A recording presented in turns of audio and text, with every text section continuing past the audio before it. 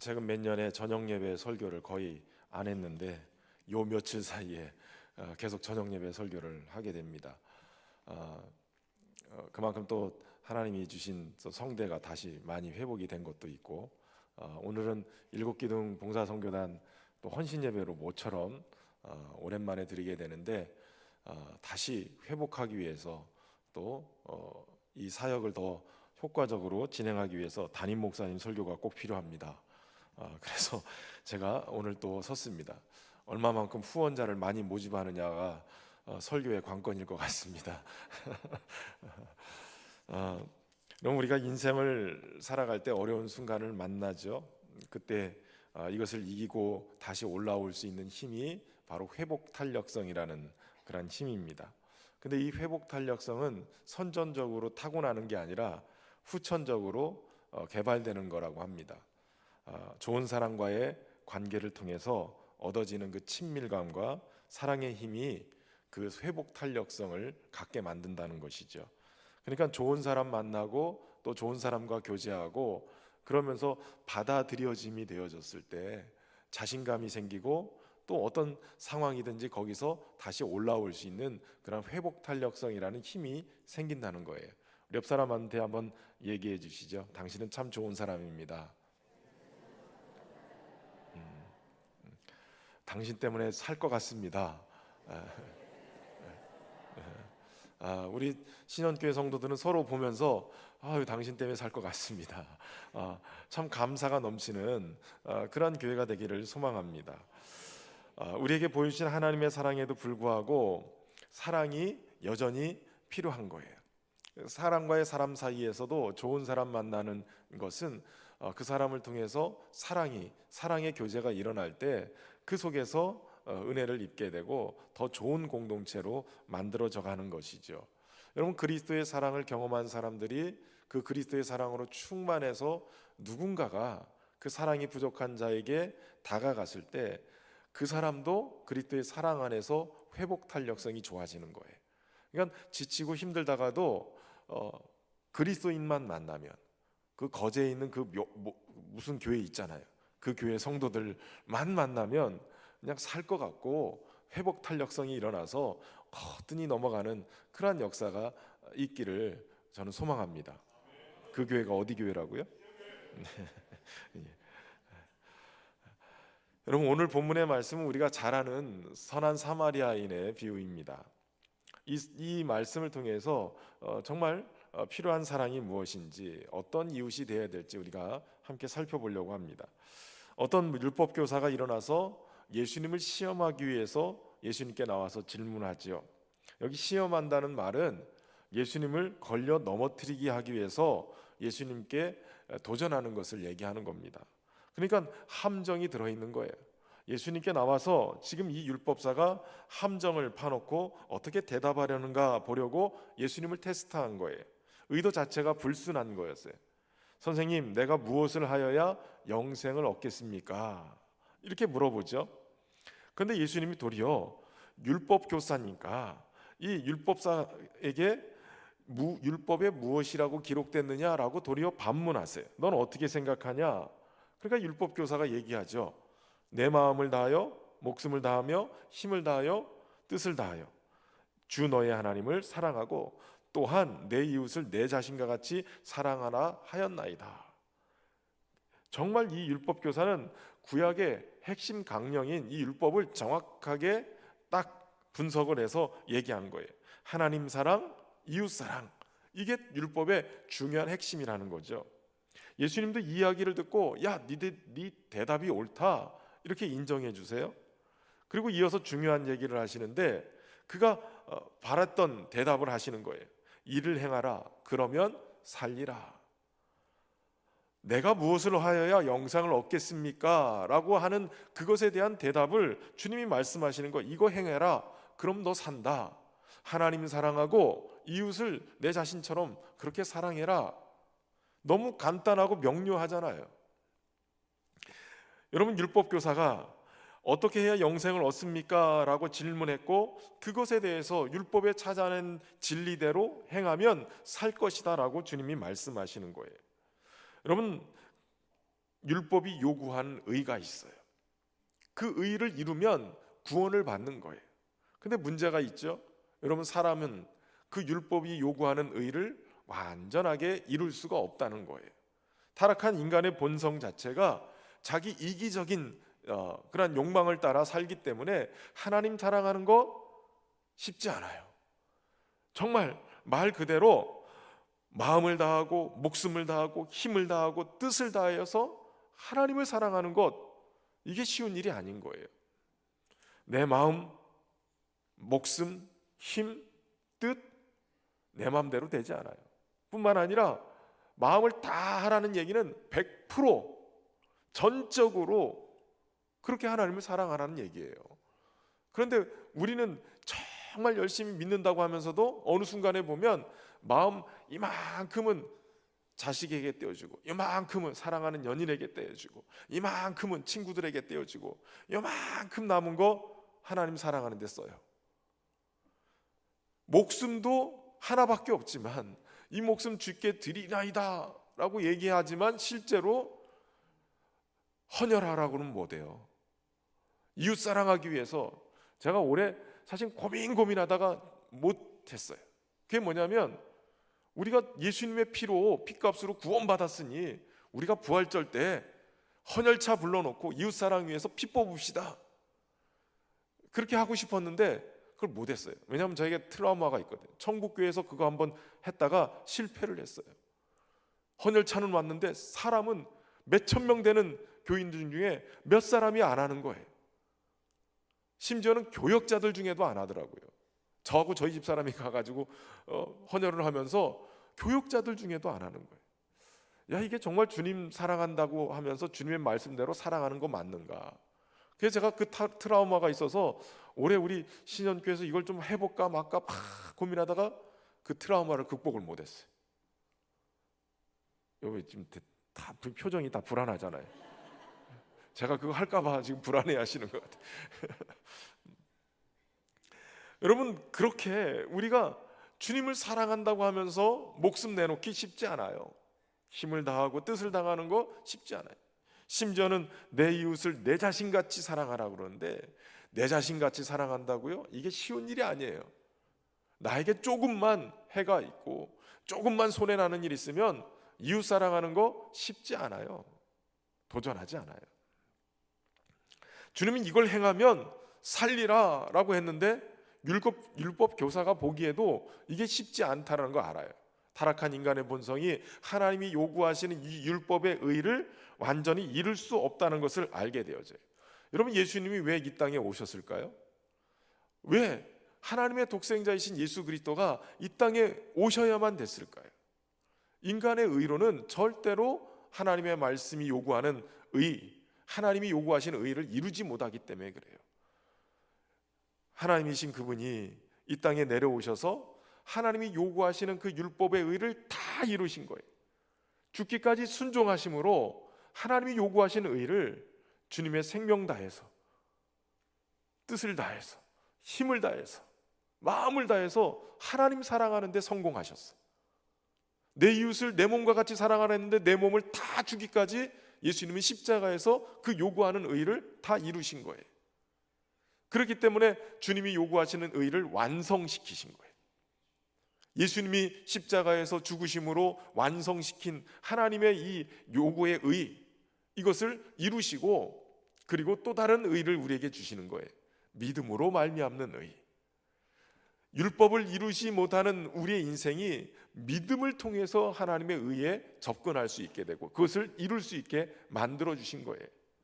여러분, 우리는 예수님을 통해서 믿음으로 말미암는 또 다른 의를 우리에게 주신 것을 믿고 그 안에서 의인은 믿음으로 말미암아 살리라, 그 말씀 안에 살아갈 수 있기를 바랍니다. 그런데 여러분, 여기서 중요한 것 하나는, 그렇게 주님이 이루신 의가 우리 안에 주어졌지만 또 다른 도전이 있어요. 우리가 믿음으로 말미암는 의도 진리를 그저 아는 데서 그치는 게 아니라 행함으로 그것이 나타나야 된다는 거예요. 주님께 받은 사랑, 행함으로 그 사랑이 나타나야 돼요. 주님께 용서받은 그 용서, 행함으로, 누군가를 용서함으로 그것이 나타나야 되는 것이에요. 그래서 행함을 통해서 우리에게 베푸르신 그 사랑이 증거되어지고 확증되어지는 것이죠. 그래서 사도 요한은 요한일서 3장에 누가 이 세상의 재물을 가지고 형제의 궁핍함을 보고도 도와줄 마음을 닫으면 하나님의 사랑이 어찌 그 속에 거하겠느냐라고 얘기해요. 자녀들아, 우리가 말과 혀로만 사랑하지 말고 행함과 진실함으로 하자는 거예요. 여러분, 하나님의 사랑이 우리 안에 계속적으로 거하려면 우리 안에 형제의 궁핍함 보고 행함과 진실함으로 사랑해내야 하나님의 사랑이 우리 안에서 경험되어지고 느껴지는 거예요. 여러분, 하나님의 사랑을 경험하고 그 사랑 안에 거하려면 우리에게 주신 이 사랑의 계명을 잘 행함으로 나타날 수 있어야 되는 것이죠. 저와 여러분이 그런 은혜 안에 살아갈 수 있기를 주의 이름으로 축원합니다. 예수님을 넘어뜨리려고 시험한 이 율법학자, 율법교사는 사실 하나님의 말씀을 연구하고 가르치는 사람이었어요. 누구보다도 하나님의 말씀을 잘 알고 있는 사람이에요. 그런데 그가 진리의 말씀을 깨달은 대로 행했느냐? 아니라는 거예요. 주님이 도전하시는 거예요. 이거를 네가 행하라, 그러면 살리라. 그 얘기는 다른 말로 표현하면, 야, 너는 열심히 듣고 깨닫고 알지만 그동안 율법학자들, 율법교사들 이거 행하지 않았잖아. 이거 행해야 사는 일이 일어나. 누가복음 11장에 보면 예수님이 이렇게 말씀하세요. 화 있을진저 너희 율법교사여, 너희가 지식의 열쇠를 가져서 너희도 들어가지 않고 또 들어가자 하는 자도 막았느니라. 천국의 열쇠를 가지고 있으면서도 들어가려고 하는 사람도 막고 문 닫아놓고 들어가지 못하게 한다는 거예요. 영생의 진리를 아는 데서 그치는 게 아니라 행해야 천국의 문이 열리는 거예요.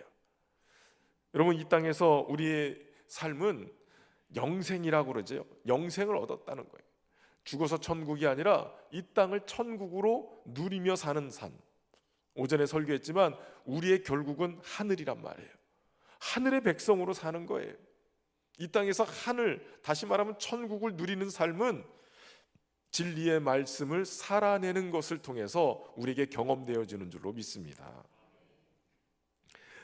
사도 요한은 요한일서 4장 20절에 누구든지 하나님을 사랑하노라 하고 그 형제를 미워하면 이는 거짓말하는 자니 보는 바 그 형제를 사랑하지 아니하는 자는 보지 못하는 바 하나님을 사랑할 수 없느니라 라고 얘기해요. 여러분, 우리가 하나님의 사랑을 경험했다면 그 사랑을 행함으로 하나님을 사랑하는 것을 우리가 보여줄 수 있어야 돼요. 다시 말하면 우리가 사랑할 수 있는 이웃들은 하나님을 사랑하는 증거로 우리가 사랑할 수 있는 대상으로 세우셨다는 거예요. 저와 여러분이 그런 사랑을 할 수 있는 자들이 되길 바랍니다. 호주에서 쌍둥이를 임신한 여인이 27주 만에 출산을 했다고 그래요. 그런데 딸 이 에밀리는 비교적 건강하게 태어났지만 아들 제이미는 1kg로 태어났대요. 그래서 호흡을 제대로 하지 못한 거예요. 의료진이 이 숨을 멈춘 이 제이미를 살리려고 응급처치를 했는데 20분 동안 호흡이 돌아오지 않은 거예요. 담당 의사가 결국 이 아기의 사망 신고를 내렸어요. 그런데 엄마와 아빠가 포기할 수 없었어요. 마지막 기회를 달라고 하고 숨이 멈춘 이 아기를 꼭 끌어안은 채 세상에서 마지막 대화를 나눴어요. 볼을 맞대고 이 이름 제임이라고 지어진 이 아이에게 젖을 물리고 2시간이 지났는데 믿기지 않은 일이 벌어졌어요. 감았던 눈을 조금씩 뜨기 시작했어요. 분명히 의사가 사망 선고를 내렸는데 이 아기가 조그만 손가락을 움직이기 시작했어요. 의사들이 깜짝 놀랐어요. 이건 기적이라고 할 수밖에 없는 거예요. 그 아들이 1kg밖에 안 되는 꼬맹이가 손가락으로 이렇게 살며시 엄마의 손을 잡았다는 거예요. 아, 우리의 인연은 끝나지 않았구나. 이 기적이 일어났구나. 결국 호흡이 정상적으로 돌아왔고 치료를 받고 점차 건강이 회복돼서 퇴원했다고 그래요. 여느 또래 아이들처럼 잘 자라고 있다는 거예요. 여러분, 사랑의 힘은 이 놀라운 능력이 있어요. 생명을 살리는 거예요. 숨이 멎었다고 얘기하는 그 아이도 끌어안고 사랑으로 보듬으면 살아나는 역사가 있는 거예요. 하나님 사랑, 이웃 사랑, 그 사랑이 이웃도 살리지만 나도 살리는 거예요. 저와 여러분이 주님의 사랑 안에서 사는 은혜가 있길 주의 이름으로 축원합니다. 영생을 살기 위해서 하나님을 사랑하고 이웃을 내 몸과 같이 사랑하는 말씀대로 가서 행하라, 그러면 살리라 라고 얘기했을 때 이 율법 교사가 또 얘기해요. 그럼 예수님, 내 이웃이 누굽니까? 아니, 이걸 여태까지 모르고 있었단 얘기예요. 내 이웃이 누굽니까? 라고 도전하는 거예요. 근데 29절에 보면 이 사람이 자기를 옳게 보이려고 예수께 여짜왔다는 거예요. 그러니까 나는 여태까지 이웃을 정말 잘 사랑하고 열심히 살았습니다, 그 얘기를 하고 싶은 거예요. 나를 옳게 보이려고. 내 이웃이 누굽니까? 당연히 그 사람은 자신 주변에 있는 유대인들, 이 사람들이 자신의 이웃이라고 생각하고 옳게 보이려고 그들을 사랑했노라고 그렇게 얘기하고 싶었던 거예요. 그런데 예수님은 내 이웃이 누굽니까? 라는 그 말 속에 하나의 예화를 얘기하지요. 오늘 본문의 선한 사마리아인의 비유예요. 어떤 사람이 예루살렘에서 여리고로 내려가다 강도를 만났습니다. 강도들이 그 사람의 옷을 벗기고 때려서 반쯤 죽은 것을 버려두고 갔어요. 마침 한 제사장이 그 길로 내려가다가 그를 보고 피해갑니다. 다른 레위 사람도 그곳을 잃어서 그를 보고 피해서 또 다른 길로 가요. 근데 어떤 사마리아 사람이 여행 중에 그 길로 지나다가 그를 불쌍히 여겨서 그의 상처에 기름과 포도주를 붓고 싸맨 후에 짐승에 태워서 여관에 데려갑니다. 그리고 그때까지 간호해 주는 거예요. 이튿날이 돼서 2데나리온을 여관 주인에게 주면서 이 사람을 잘 보살펴 주십시오. 비용이 들면 돌아와서 더 갚아드리겠습니다. 이렇게 얘기한다는 거예요. 그리고선 물어보는 거예요. 네가 생각에 이 강도 맞는 사람의 이웃이 누구냐? 누구예요? 자비를 베푼 자입니다. 여기서 짚고 넘어가야 될 게 있어요. 이 사람은 아마 율법학자로 자신의 친구가 제사장, 레위인, 유대인 이런 사람이었을 거예요. 너무나도 굉장히 친밀하게 근처에서 자기에게 유익되는 사람들만 친구로 여기고 이웃으로 여기고 살았던 거예요. 그런데 이 제사장도 레위인도 강도 만난 사람을 그냥 지나가 버리는 거예요.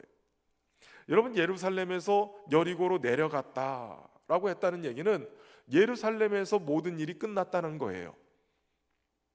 제사장도 아마 레위인은 내려갔다 표현이 나오지 않지만 제사장이 내려갔다라고 표현하는 걸 보면 이들도 예루살렘에서 제사의 업무를 다 끝내고 내려가는 중이었던 것 같아요.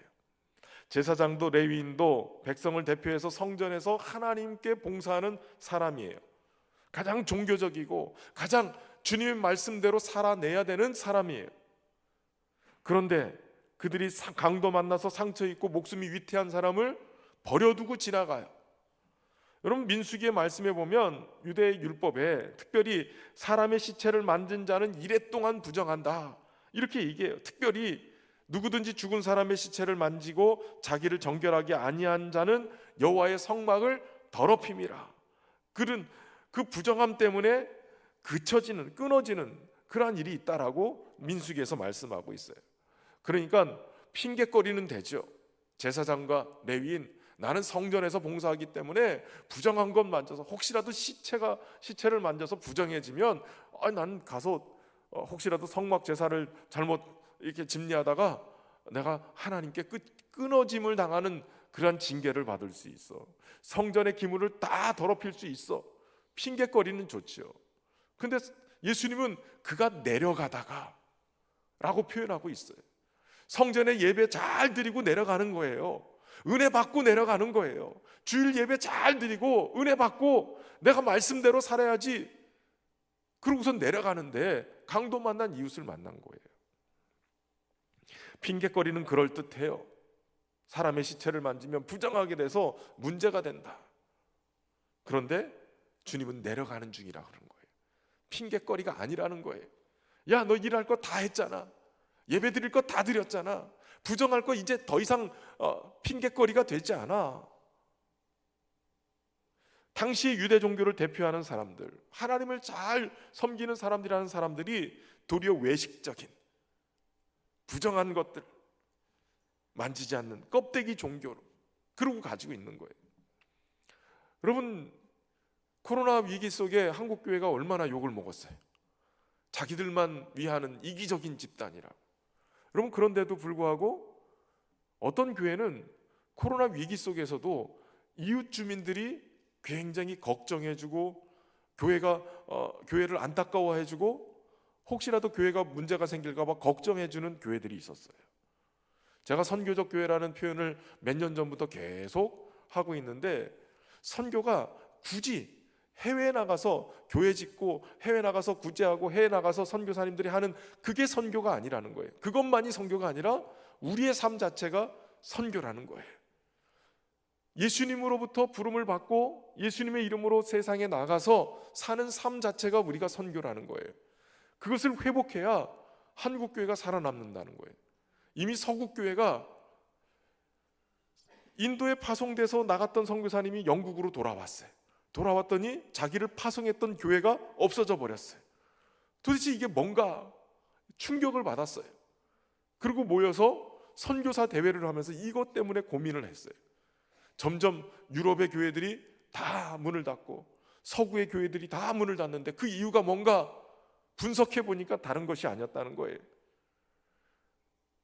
믿는 우리 한 사람 한 사람이 선교라는 명목을 딱 떼어놔서 다른 선교사들이 하는 것이고 해외에서 하는 것이고 라고 생각하고 나는 선교적 삶을 안 살았다는 거예요. 내 정체성이 복음의 삶, 선교하는 삶, 다시 말하면 하나님 사랑하고 이웃 사랑하고 땅끝까지 이르러서 부활의 증인된 삶 사는 것, 이 삶을 살아내지 않았다는 거예요. 그러다 보니 생명을 잃어버리고 교회가 복음을 놓치고 다 점점 죽어갔다는 거예요. 그래서 20여 년 전부터 서구교회는 이거를 회복해야 된다. 그래서 선교적 삶, 선교적 교회 회복해야 된다. 그러고선 막 들고 일어났어요. 한국교회는 10여 년 전부터 이 말씀을 받아들이면서 한국교회도 변해야 산다. 다시 말하면 주님이 원하시는 진정한 뜻은 생명을 돌보고 살리는 것, 내 이웃을 내 몸과 같이 사랑하는 것, 그것을 말씀하고 있는 거예요. 여러분, 영생의 삶은 사랑과 섬김으로 생명을 돌보는 삶이 진정한 영생의 삶이에요. 여러분, 구원받은 하나님의 백성이십니까? 영생을 얻은 하나님의 사람들이십니까? 그렇다면 어려운 이웃들, 강도 만난 자의 이웃이 되어져야 진정한 구원의 삶을 살아내는 삶인 줄로 믿습니다. 그럴 때 교회가 사는 거예요. 그럴 때 교회가 사는 거예요. 신현교회 와서 참 놀라웠던 거는 일곱기둥 봉사선교단이 있다는 거예요. 이번에 제가 같이 13교회가 책을 같이 묶어서 냈어요. 선교적 교회를 지향하는 교회 이야기에서 책이 발간이 됐는데 우리 신현교회도 이렇게 해보면서 그 중에 한 파트가 일곱기둥 봉사선교단이에요. 25년 동안 우리 성도들이 자발적으로 그냥 함께 회비를 내면서 또 내 파트에 분류를 해가지고 어려운 이웃들을 계속 가서 섬기면서 사는 거예요. 이 코로나 지나면서 어느 순간인가 회원들도 줄고 많이 봉사하는 일도 위축되어 있고, 그래서 어쩔 수 없이 우리 사회봉사부에 일곱기둥 봉사선교단 이렇게 넣어가지고 좀 더 확장을 시키고 그 사역을 확장시키려고 그렇게 만들어가는 거예요. 여러분, 교회가 살아나려면 이 생명을 나누는 사역, 사랑하고 생명을 살리는 사역을 더 많이 해야 돼요. 그래야 교회가 생동감 있는 하나님의 사랑으로 일어나게 되는 거예요. 25년 동안 사역해온 우리 일곱기둥 봉사선교단이 더 확장되기를 소망합니다. 몇 년 전에 우리 권사님 한 분이 저한테, 목사님, 그 집 고쳐주기 그런 거 하면 어떨까요? 가서 도배장판하고 어려운 이웃들 집을 이렇게 새롭게 이렇게 그것만 해줘도 되는데 저 도배도 잘하고 장판도 잘 깔아요. 사용하여 주옵소서 이러시길래 조금만 기다려 보십시오. 한 지가 벌써 2년이 넘었어요. 일곱기둥 봉사선교단과 함께 우리 사회봉사부에서 집 고쳐주기 프로젝트도 좀 계획하고 있어요. 도배장판 안 되면 그냥 이렇게 뭡니까, 뒤에서 심부름하는 일만이라도 여러분 신청하세요. 같이 가서 도배장판하고 이렇게 고쳐주는 일들, 그 일도 할 거예요.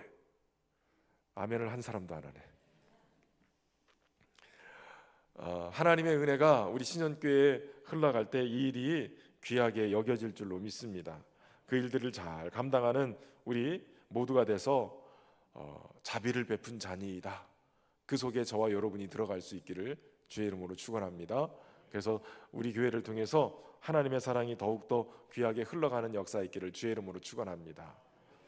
참 좋으신 하나님, 오늘 일곱기둥 봉사선교단이 벌써 25년이 됐습니다. 하나님의 사랑을 더 확장해서 주의 일들을 더 잘 섬기고 하나님의 사랑을 증거하는 우리 일곱기둥 봉사선교단이 되기를 소망합니다. 진정한 강도 만난 자의 선한 이웃이 돼서 그 일을 행함으로 구원의 역사를 일궈가며 생명 살리는 귀한 역사를 살아갈 수 있기를 소망합니다. 하나님 은혜 가운데 더 많은 헌신을 다짐하는 사람들이 일어나게 하시고 사랑하는데 열심으로 섬기는 자들이 일어나게 하여 주옵소서. 주의 평강으로 지켜주시고 인도하시길 원하며 예수님의 이름으로 기도하옵나이다. 아멘.